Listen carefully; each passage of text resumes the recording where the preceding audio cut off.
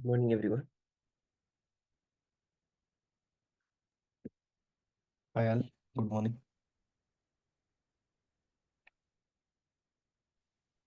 Morning, Aravind. Good morning. Hi Aravind.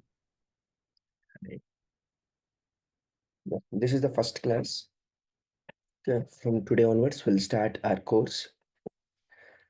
The course pattern, how it will be means like initially starting 4 classes. I'll explain about Linux operating system because I told you in the introduction class, Linux is a prerequisite to learn AWS as well as DevOps. Okay, so first I'll explain you Linux commands. Then after Linux, I'll start AWS courses, AWS services. Once AWS classes are done, that will be around for 1 month. Once AWS classes are done, then we'll jump into DevOps tools. So this is the pattern we're going to follow. In today's class is about AWS account creation because AWS account is mandatory for everyone.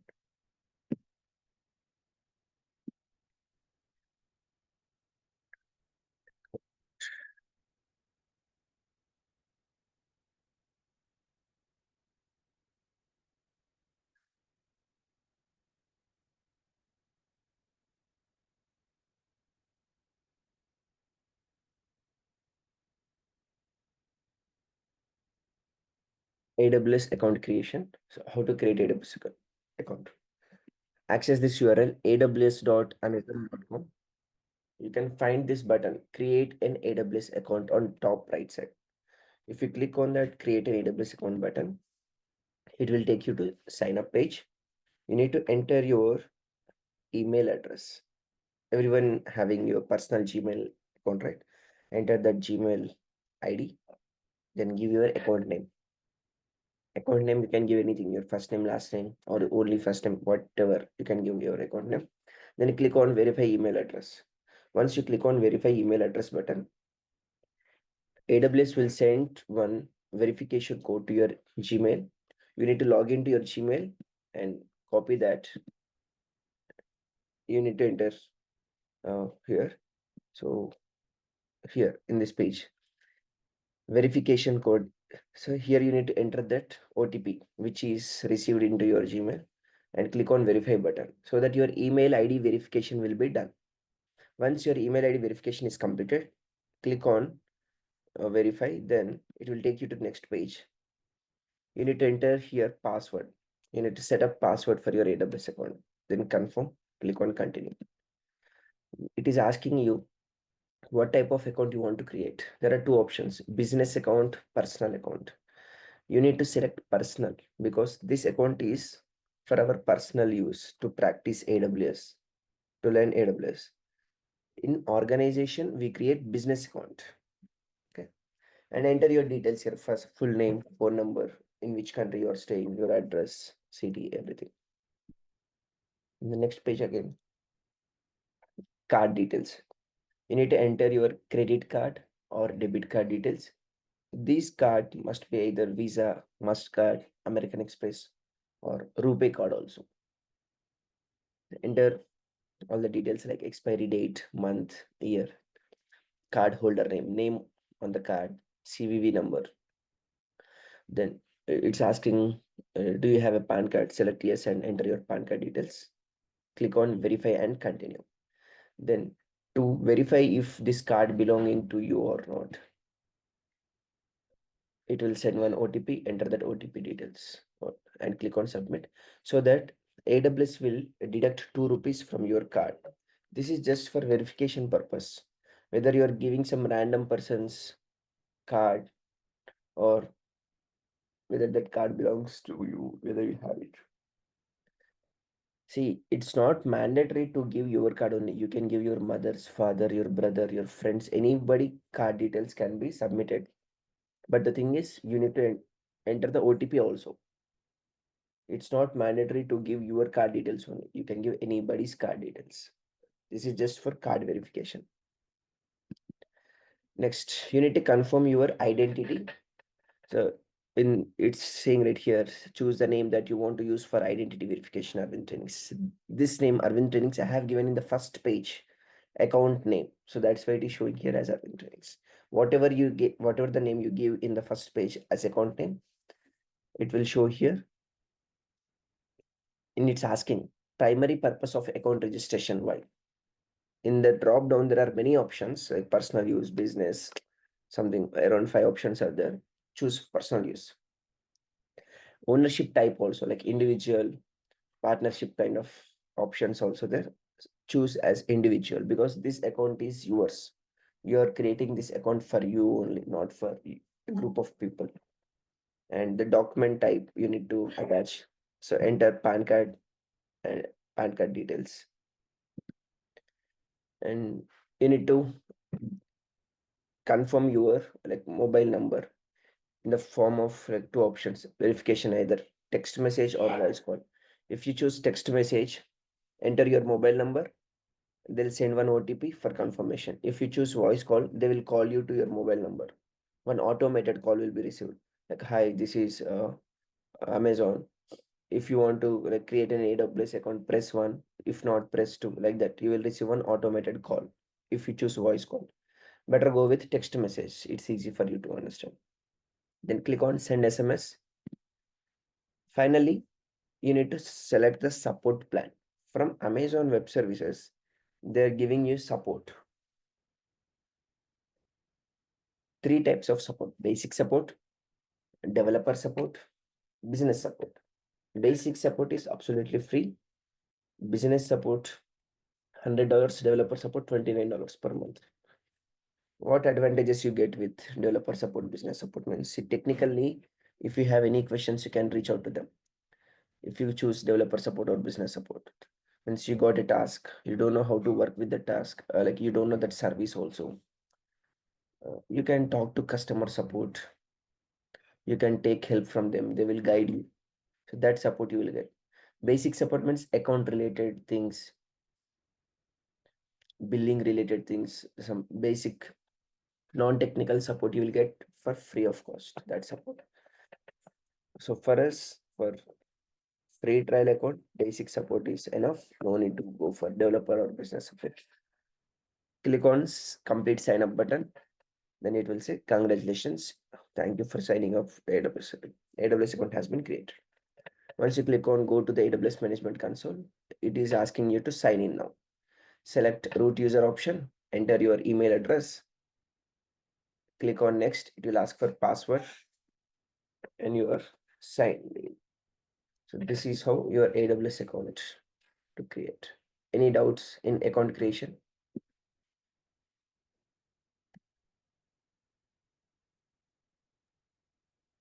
If you have any doubts, please ask in AWS account creation. No, Arvind. Okay.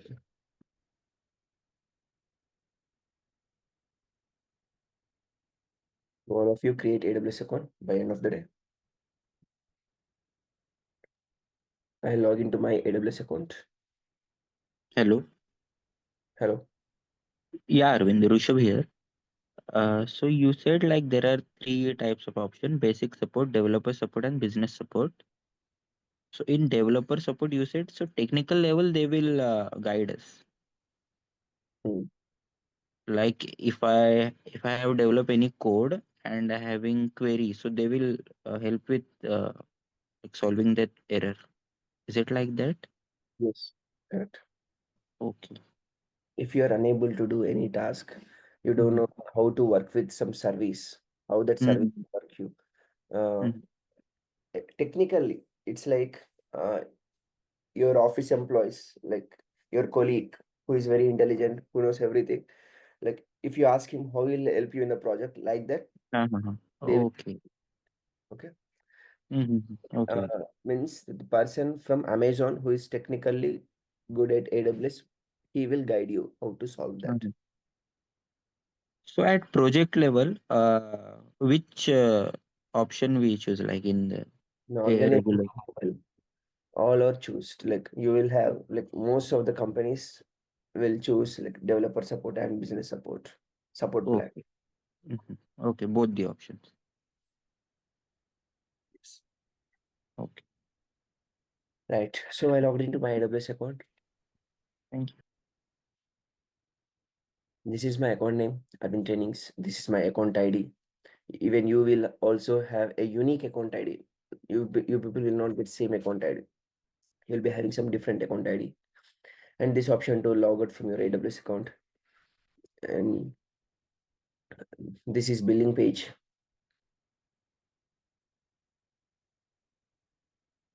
Means you can check your invoices, how much bill it has generated, for which services it has generated.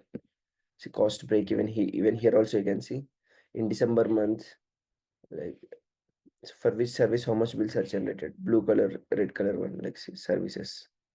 In January month, how much bills generated. Bills. From February 1st to February 28th in this current month. Till now, 4 days are completed. For 4 days, the bill has generated around $0.18. You can see here for what all services it has generated. If you want to see the invoices, no, invoice has not generated for this Feb month. Okay. And previous month bills. Here is December month invoice. Here is January month invoice. How much bills I got? In December month, I got 101 rupees. You can see here billing period. Billing period is for what? December 101. Billing period January. For January month, 529 rupees. If I won't pay for February month also, they'll suspend my account. Let them suspend. We can create one more account. No worries. Then this is search box. In this search box, you can search for any type of service. Like if I want to search for EC2 service, see services, it's showing all services here. You can search. If you want to search for S3 service, type S3. If you want to see all the services at one place, click on this, all the dots, all services. So these are all services from A to Z. Activation for startups, AWS Amplify, all services. These are all AWS services. Even though we have plenty of services, we are not going to learn all services because even in our project also, hardly we work on 5 to 10 services only. Though there are 200 plus services, we are not going to work on all 200 services. In any project, even you work in like big companies, MNCs, in any project, in MNC companies you work or any startup companies also you work, hardly 5 to 10 services only we use. So don't think like 200 services are there. No, why you are explaining only 15 to 20 services? That's more than enough. These 15 to 20 services, why say though you are working for 5 to 10 services only, then why I'm explaining 15 to 20 services means to clear the interview, even though the service is not used, like people might ask you in the interview whether you are having knowledge on or not. So some services are very important services, very basic uh, basic level services which everyone should know, and some mandatory services where every project is using. So that kind of services we are going to discuss. Okay, here these are all services. Next, if you click on this AWS icon, it will take you to the home page. This is console home page, and here this is regions. Like if you want to create the infrastructure in North Virginia, right now we are in North Virginia, means my console is in North Virginia. If I want to create the infrastructure in Mumbai, I need to switch to Mumbai. No, I want to create infrastructure in Tokyo, then click on Tokyo. My console will change to Tokyo.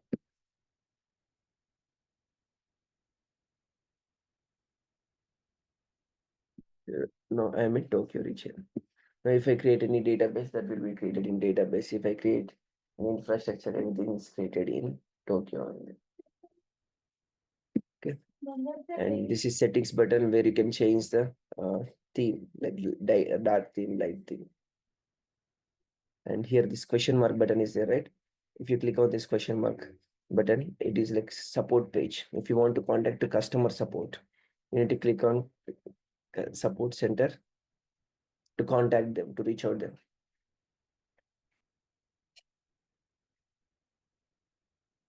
Here there is an option to create the ticket. You need to raise a ticket for your issue. Two options: is it account and billing related issue or technical related issue?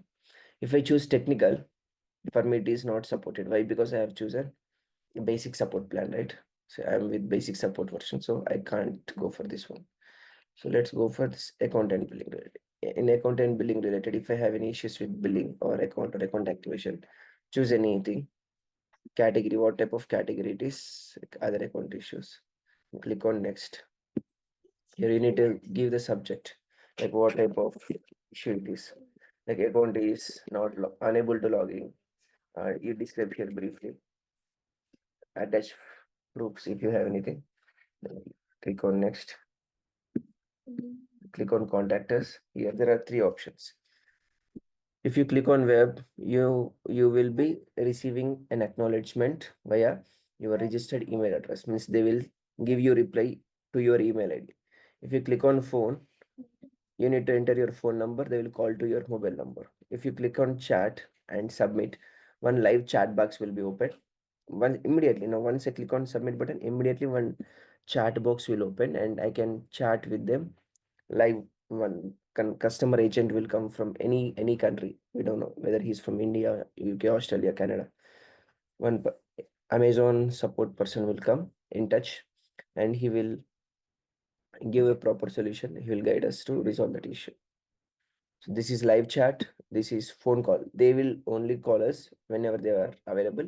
They will only reply us to our email ID whenever they are free. But chat is not like that. Chat is live chat. We can talk to them. Understood how to chat with customer support? Yeah, Arvind. Because this is important. Whenever you have any issues, even while today after the class, you will create your AWS account, right? If you face any issues in your AWS account, like it says your AWS account has created, but you're unable to log in, any issues if you get, you can talk to them. Account related issues. Okay. You can take help from them. Okay, then what else? Yeah, we're done with almost everything in the console. Settings question mark, like this is not required, notifications only. This is regions. This is, and one more thing. See here, like there are many regions, right? You stick for only one region. You take either North Virginia, Mumbai, or Tokyo, or Sydney, or any region. Entire your course practice in that region only. Why? Because, for example, today you have created some servers in Tokyo, and next day by default it is taking you to Mumbai, and you are creating few more servers in Mumbai. But what will happen? The servers which you created in Tokyo, that will be continuously running and the bills will be generated. You forgot you created in Tokyo. You are working in Mumbai today, and tomorrow the region might be in Virginia. Sometimes you people will not focus like you're in which region. You just practice here by creating infra. In that way, in different regions, your infrastructure is created and unnecessarily billing will be generated more. So that's why once you log in, you see in which region you are. You stick either, like I create entire infra in Tokyo only, because for me there will be not any confusion if I choose for only one region. In organization level, like there it depends on the client requirement, we choose region. But here for practicing purpose, you can go for any region. Is it clear?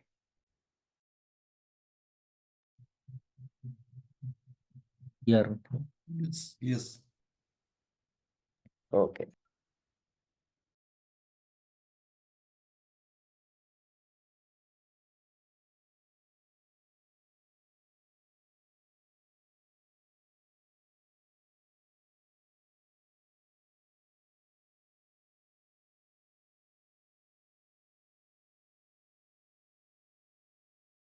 So AWS account creation, I have explained you.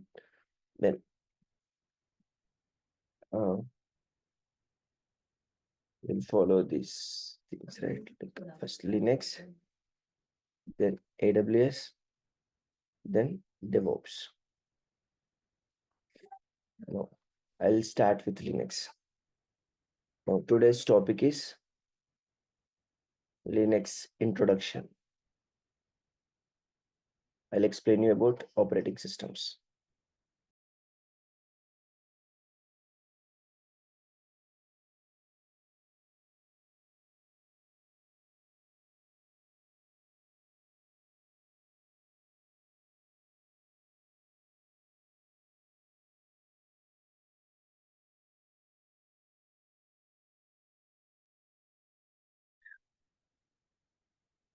There are two types of operating systems in the world.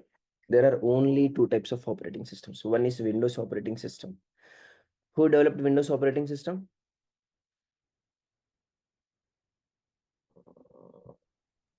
Microsoft. Microsoft has launched Windows operating system. Okay. And the source code of Windows operating system is confidential. Source code means the programming language which they have used, either C, C++, Java. In that language, they have written the programs to develop Windows operating system. So that programs we cannot see. That source code is confidential. Only Microsoft people can access that code. That is the system in their servers. Even if you want to install Windows operating system in your laptop, can you get it for free of cost? Windows 7 or Windows 8, Windows 10, like this kind of operating system, if you want to install in your laptop, can you install for free? Genuine Windows? No. No. You need to get the license. See, normal unlicensed version also you can get for 200, 300 rupees in internet shop. Your friends will have that software, your internet shop person will have that software, but that is unlicensed version. Here I'm talking about licensed version, genuine Windows OS. You need to pay money for Microsoft. These are the different versions Microsoft has launched. Windows 98 version, XP version, Vista 7, 8, 8.1, 10, and recently 11. All these versions are supported only for computers and laptops, not for server. For servers, they have introduced some different OS like Windows 2012, 2016, 2019, 2020, 2022, 2023. So this is one of the operating systems. And what is the other operating system, do you think? Second operating system, other than Windows. Linux. Linux. Linux. No, Unix. Unix, sorry. Unix is the other operating system, okay? Unix operating system is developed by some person, and he kept the source code as open. Source code means the programs which are written to develop Unix operating system. That is open source, means that is for free of cost, that is open in the internet. That's available in the internet. Since that source code is available, that is open, then Linus Torvald is a person. He took that source code, he modified that code changes. On top of that code only, he modified something, and then he also developed an operating system called Linux operating system. See, Unix operating system is developed by some people, that is kept open. Since that is open, Linus Torvald took that source code, he modified the changes, and he himself created one operating system, but not on his own from scratch. He took the base OS as Unix. On top of that, he modified few things. He added few changes, and he named that operating system as Linux. So Linux is like a child to Unix, because Linux operating system is originated from Unix only, right? Linux, here 90% of the code changes in Linux belongs to Unix only. This Linus Torvald like made 10% of the changes, and he behaved like he only created Linux. Of course, he only created, but he took all the code from Unix only. He modified few things, and he named it as Linux operating system. Not only Linus Torvald, even IBM company also took Unix source code and they added their flavors. Then they named it as AIX operating system. Even HP company also took the source code of Unix. Then they named the operating system as HPUX. Apple, you all know, right? Apple company using which operating system in Apple? Macintosh. Yes, they also took source code of Unix, Apple company, and then they named that operating system as Mac operating system, Mac OS. Mac also originated from Unix. Even Sun Microsystem company also took source code of Unix, then they added their flavors and named that operating system as Solaris operating system. So these 5 operating systems are originated from Unix only. They are not developed from scratch level. And if you observe here, except Linux, remaining all 4 operating systems are developed by some big companies like IBM, HP, Apple, Sun Microsystems. So do you think these operating systems you will get for free, like Mac, Solaris, UA, HP, UX, means no, because those companies will sell you. They will not give it for free of cost. But Linux is not like that. This person is good person, Linus Torvald. He kept that OS open for the world. Anybody can download Linux operating system and install for free. Source code is open. If the source code is open, what will happen? Again, companies started taking Linux source code. Like Amazon company took Linux source code and they have developed an operating system called Amazon Linux operating system. In Amazon Linux is originated from where? Linux. Linux is originated from Unix. So Amazon Linux is, it's like a mixed combination of Unix, Linux, and Amazon Linux. It's Amazon Linux operating system having code changes of Unix, code changes of Linux, and code changes of Amazon Linux. It's like this mixture, 80% Unix, 10% Linux, 10% Amazon Linux. Not only Amazon company, even like Red Hat company also took the source code of Linux and then they developed an operating system called Red Hat Enterprise Linux Operating System, RHEL, Red Hat Enterprise Linux. And like many other operating systems like CentOS, Community Enterprise Operating System, CentOS, Ubuntu operating system, Debian operating system, like SUSE operating system, all these are originated from Linux only. As I told you, there are only 2 operating systems. One is Windows and the other one is Unix. These all operating systems are like Linux, IBM AX, HP UX, Ubuntu, CentOS, Red Hat, all are originated from Unix. Okay, that's why I told you only 2 operating systems.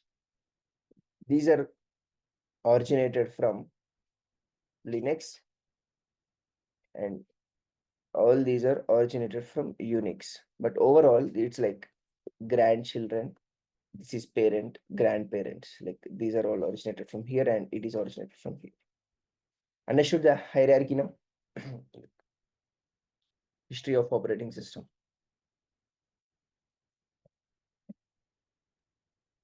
Yeah. Yes, Arvind, got it. Okay. So you no need to remember all the names like exactly. You don't need to buy heart anything. Just if you just practice, you will understand. You will automatically you will remember the names. Like these operating systems are originated from here like that. You no need to buy heart anything. Not required to buy heart also. Next, we'll see the architecture of Windows operating system and difference between Windows and Linux operating system. First of all, let's say I have a laptop or computer, hardware means. I have a new laptop. Just now I purchased from one laptop showroom.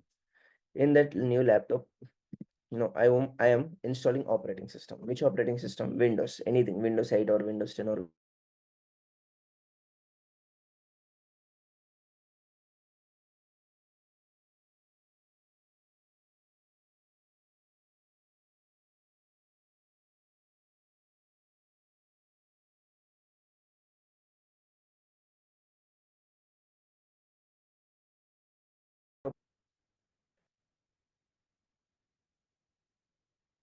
I'm talking to you people.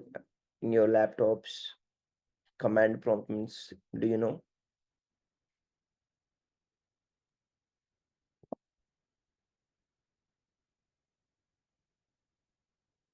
Are you listening classes from mobile or laptop?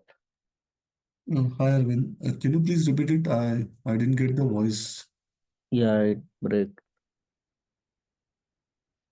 Windows command prompt, do you know? Command prompt means, do you know? I'm asking. Yes, yes. Yeah, Okay.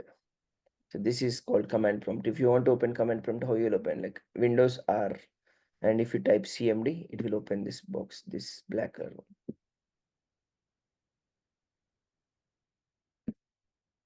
What I'm saying here, once on top of any hardware, means laptop, you will install operating system. Once you install operating system, on top of that, you will be seeing a shell screen. Shell screen is nothing but command prompt. On top of shell screen, you'll see one more layer, that is GUI. What is the full form of GUI? Graphic user interface. It's graphical user interface. GUI means in Windows operating system, you have GUI. GUI means graphical user interface. Console means you can see all these options, right? In your Windows laptop, you can see the time, date, like this, icons, charging, like these buttons. If you want to create any folder also, like generally how you will create any folder in Windows, like you do right click on new folder. You'll get all these options in your GUI, like different close button. Of course, Mac also having GUI, Windows also having GUI, but there is a difference between Mac GUI and Windows GUI. But you can see the options, right, like this. So this is called GUI. So this, you will give your inputs directly to GUI only. As a user, as a Windows user, we provide our inputs to GUI. User input is given to GUI. But coming to Linux operating system, here also we have hardware, means laptop. We install kernel. Kernel is nothing but OS, Linux operating system. We install. Once you install Linux operating system, you will see shell screen. But here you don't have any console or GUI. User has to be given input to shell only. If you want to interact with shell script with command prompt, you need to execute the commands. So that's why in Linux operating system we give commands. If people wants to work with Windows operating system, will people join any institute to learn Windows operating system?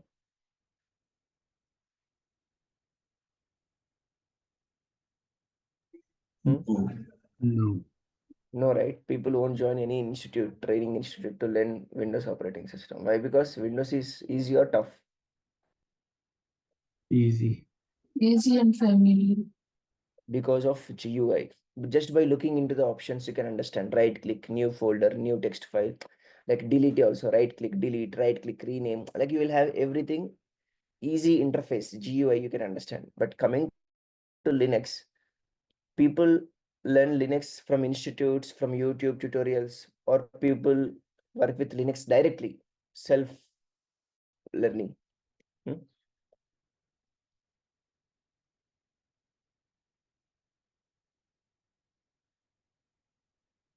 Don't know.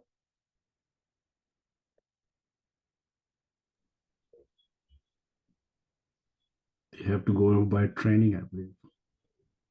See, if I don't explain you Linux, if some other trainer, some institutes also not explaining you Linux, even YouTube also, you're not going through any YouTube tutorials also. Can you directly work with the Linux operating system? I'm asking. no. No. No, No. it's not possible. It's not at all possible for anyone, because Linux doesn't have console. You need to interact with shell screen. How you will interact? By executing commands only. By executing commands only, you need to interact, like either for creating a directory, creating a file, deleting something, copying something, everything you will have commands. Without knowing commands, how you will interact? That's why people will learn Linux. People won't learn Windows because it's very user friendly. So this is the difference between Windows architecture and Linux architecture. Advantages of Linux operating system is it is open source. Anybody can download the source code easily, and it's free of cost. You can install Linux operating system for free. No need to purchase from anyone. It's a lightweight operating system. Lightweight means it doesn't occupy much storage. If you are installing Windows 7 or Windows 8 or Windows 10 or Windows 11 operating system in your new laptop, your new laptop storage is 500 GB. And once you install your Windows operating system, like you are doing setup, your setup is done. And now if you check the storage, like, do you think your storage will be like still 500 GB available? No, it consumes few No, hundred no. GBs. It Yeah. will consume, right? That consumed storage is for what? Obviously for operating system only, right? Because you installed only OS. You didn't perform anything else. You just installed OS. That OS will take around 15 to 20 GB for Windows OS. But if you install Linux operating system, it will consume only 1.8 GB to 2 GB. So that your performance of Linux operating system is also very fast. If storage is less means performance feels also fast. In Windows, like when you click on power button, do you think it will open like within milliseconds, or it will take some time, at least 3-4 seconds, like loading, and finally it will open that Windows home screen? Have you noticed? Yes, it will take to boot up a few minutes or seconds. Yes, because in that time booting will happen, it will load all the operating system related files. The size of OS is big means it will take some time. If size is less, then performance of the system also fast. Since Linux is less weight, it will load very fast. And security wise also, compared to Windows OS, Linux is more secured. And it doesn't require any antivirus softwares to install. In your Windows laptop, you need to install antivirus programs. Why? Because if you download any software, if that is having a virus, that virus will be spread to your other softwares and your operating system also. Your laptop will become slow. For that, you need to install antivirus and you need to remove that. Otherwise, it is spreading to everywhere. But in Linux, it's not like that. It won't spread. Even if you download any software, it is having virus, it won't spread to other softwares or your OS. If you just uninstall that software, that's fine. Virus is gone. Differences between Windows and Linux operating system. Here we call administrator. So you got a new laptop, you are installing OS, and while you install OS, it will ask you to enter your first name, last name, set up password, confirm your password, date, time, Wi-Fi connection, like to which Wi-Fi network you want to connect. Like this, all the details you have to submit, right? Like while you're submitting the details, you have given the name as your name. Like if I have given my name is Arvind, then once the Windows setup is completed, this user Arvind is the administrator of laptop. Means he is like owner of the laptop. He can install any software. He can uninstall any software. He can perform any activity. He's having all the privileges. That user we call as administrator. In Linux, we call the same user as root user. Terminologies is different, but the context that sir, what do you call it?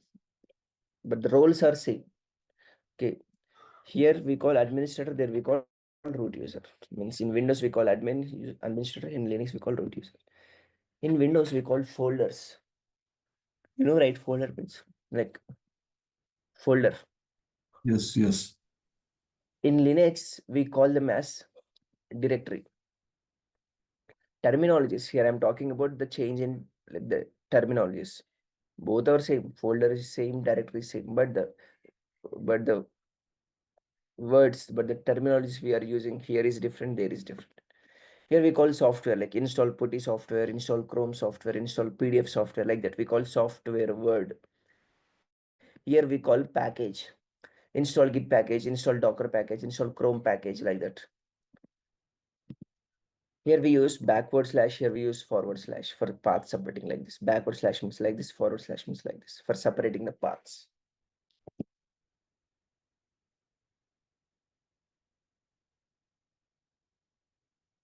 I mean, see, in C drive,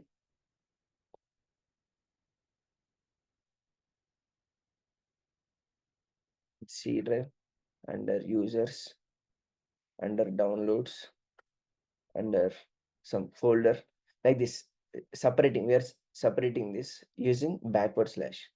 In Linux, like C, users, downloads, like here we use forward slash, in Windows we use backward slash. Understood?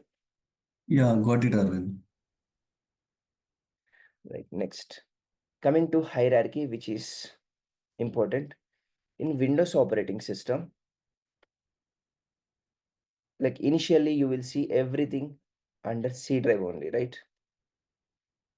In the first like Windows setup, you will be having only C drive. Like D drive, E drive, those are partitions. If you want to make, you can. Otherwise, you'll be having only C drive. Like you have taken 500 GB storage, so everything comes under C drive. Like users folder, program files, x86, Windows folder. Like these are default folders, or have you created these folders while setup is going on?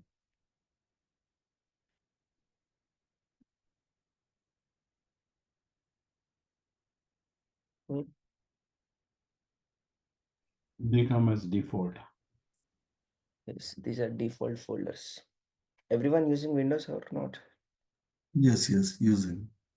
Have Same. you folders, users, program files, x86, Windows, and few other folders also under C drive? Have you noticed this Yes. folder? Have you created them?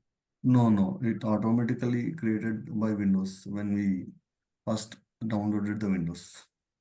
So created automatically. And if you go again under users, there are many other folders like desktop, downloads, documents, like songs, like that. And under program files also, like many other subfolders will be there. So this is called hierarchy, right? Means under C drive, these folders, users program, under users again subfolders, again inside that subfolders, it is like tree structure, hierarchy, right? Similarly, in Linux also we have hierarchy. Now let's see how that hierarchy is there.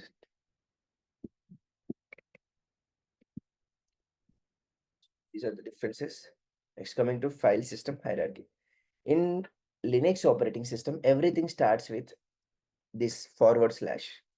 Forward slash is nothing but root directory. It is a directory. What do you mean by directory? You can call it as file. I mean, instead of file Folder. or folder. Directory means folder. So Folder. this forward slash is nothing but a folder, like C drive in your Windows. Do you have anything above on top of C drive in your Windows? No. On top of C drive, you don't have anything, right? That C drive is like the first level, top one. Inside C drive only, you will see downloads, desktop, documents, like subfolders. Again, under downloads, you'll have subfolders.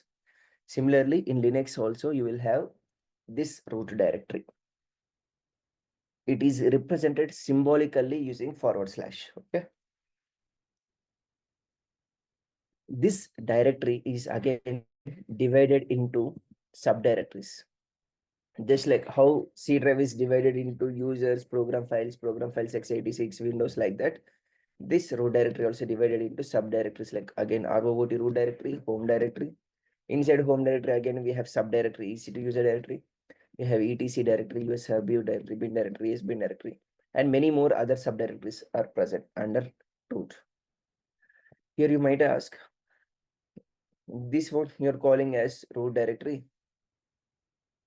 and here also we have a root directory. So both are different. Pronunciation wise, root directory, but this is like parent, this is like child, because it is a subfolder, right? Under this, it is represented symbolically using forward slash. It is represented alphabetically using alphabets, ROOT. If I ask you to copy a file in root directory, you will be confused. Which root? Forward slash root or ROOT root? So to avoid that confusion, you can call it as top level root. This first one you can call it as top level root. This one normal root directory, home directory, etc directory, USR, field, SB. What is meant by root directory? This is one building ground floor, first floor, second floor. In ground floor, owners are staying. In first floor, two portions, 2 BHK, 2 BHK. Tenants. In third floor also, like 2 BHK, 2 BHK, here tenants are there. Who will have all the permissions of this building? Owner or tenants? It is root directory. Owners. Who will have all the permissions? Owner will have the permission. Owner will have all the permissions. What about tenants? Whether these tenants can break the walls or construct one more portion like that, can they do? No. They can, right? So where owner is staying? On the ground floor. Ground floor. Tenants are staying here. This portion tenants, this portion tenants. So this is owner's portion. This root directory is owner's portion.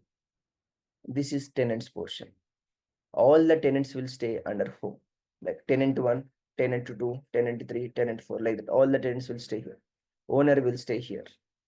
Now coming to technically, root directory is home for root user. Here owner means root user. Home directory means it is a home for normal users. Root user is like owner, normal users are like tenants. All the normal users are under home directory, only root user is under root directory. Got it? Yeah. Yeah, got it. Who will have all the privileges on the operating system? Normal user or root user? Root user. User will have all the permissions. Root user can install any package. Root user can uninstall any package. Root user can update the OS. He can do whatever he need. But normal users will have restrictions. Permission denied error they will get if they want to try something. Okay, this is the hierarchy. Like, we have other directories also, like which are not that much important for us at the moment for learning AWS and DevOps. What is etc means, like you no need to remember, I'll tell you, but you no need to remember. etc directory is meant for storing configuration files. USR directory is for installing packages, just like program files. In your Windows, if you download and install something, by default they are installed in program files. In Linux, by default they are installed under USR directory. It contains all bootable files. This contains all Linux commands. You need to remember only these two things mainly.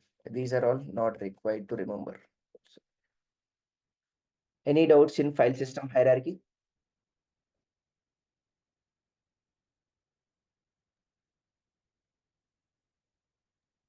No. Or Here's a file system hierarchy. This is top level root directory. Under top level root, we have again root directory, nothing but home directory for root user. Under top level root, we have home. It is a home for other users. Under top level root, we have boot. Under top we have etc. Under top we have USR. Under top we have bin. Under top we have sbin. Like each one, its usage like we told here. Like home for other users, contains bootable files, contains configuration files like that. And tomorrow I will show you how to launch an EC2 machine, which I already explained you in our introduction class. Tomorrow I'll explain you in detail, like launching a server, virtual machine. Okay.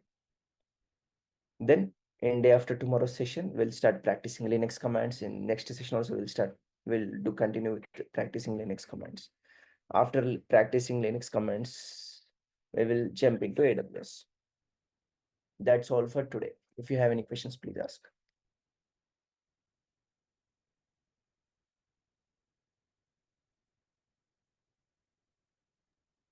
All right. Thank you then. Bye.